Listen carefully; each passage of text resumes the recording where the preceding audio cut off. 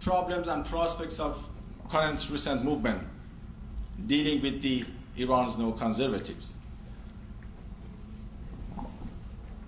The problems facing the Iran's green movement or democratic movement is the simple fact that these neoconservatives control the economy. The state is very much oil-center rentier state. They subsidize civil society. They are powerful in terms of military, capability. And in terms of economic interest, as I mentioned, that since they do not have enough roots in society or economic section, they're going to hold on to power and they're not going to give up easily. The next problem of this green movement in the context of Iran's neoconservative domination is their rhetoric against the foreign powers, which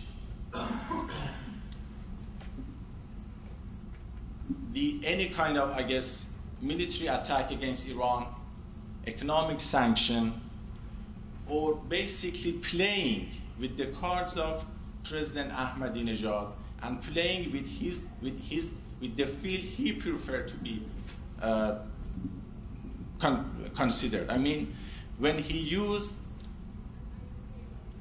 rhetoric against Israel or Holocaust, when he used anti-imperialist, anti-European, anti-Western rhetoric, if the Western governments simply respond to his rhetoric instead of addressing the real issue in Iran, which is Iran's democratic movement, this is simply playing with his card and deviating the attention of the Iranian people and the world community from Iran's democratic movement, human rights, to other marginal issues.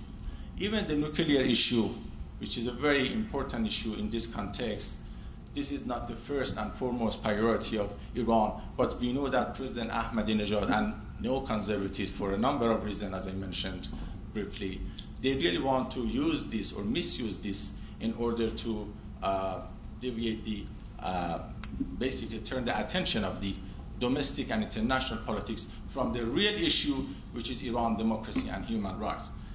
I guess for the first time after the 3 decades or so, there is some sort of consensus among the opposition that perhaps the next step forward for democratization is basically through the civil society organization.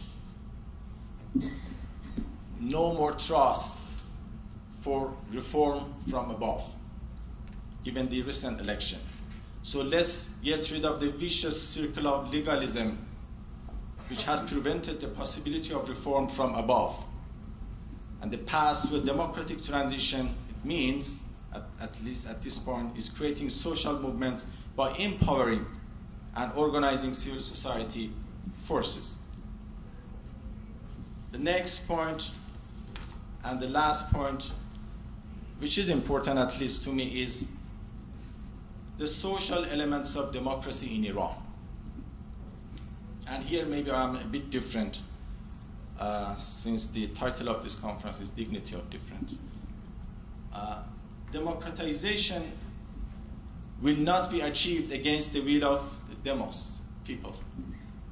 It will be accomplished with them or not at all. For this reason, the social elements of democracy, societal empowerment, and social justice, 2 pillars of social elements of democracy for me here, remains an essential part of democracy. A deliberative model of democratic will formation can empower civil society, guarantee an equal and inclusive participation, and generate a democratic ethics of citizenship.